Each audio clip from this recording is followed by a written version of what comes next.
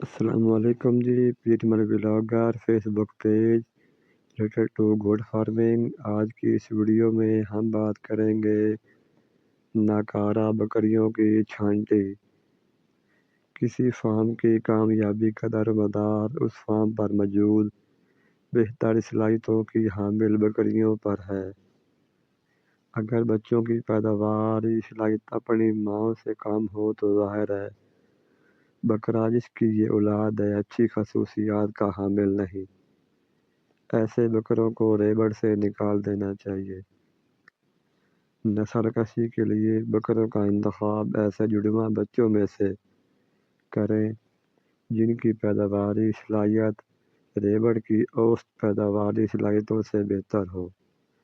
اسی طرح ایسی مادہ پٹھوں کو ریبڑ سے خارج کر دیں جن کی پیداواری صلاحیت ریبڑ کی اوسط پیداواری صلاحیت سے کم ہو۔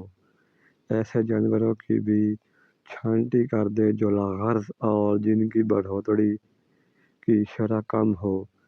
بانجھپن اور زیادہ عمر کی بکریوں کا رکھنا بھی مفید نہیں ہوتا۔ ایسی بکریاں جن کا خمانہ خراب ہو یا حمل گرا دیتی ہوں یا کسی اور جنسی امراض میں مبتلا ہوں کو فروخت کر دینا چاہیے۔ جانوروں کی چھانٹی کی شرح جتنی زیادہ ہوگی اتنی ہی فارم پر موجود بکریوں میں پیداواری صلاحیت بہتر ہوگی اور یوں فارم سے مجموعی منافع زیادہ ہوگا۔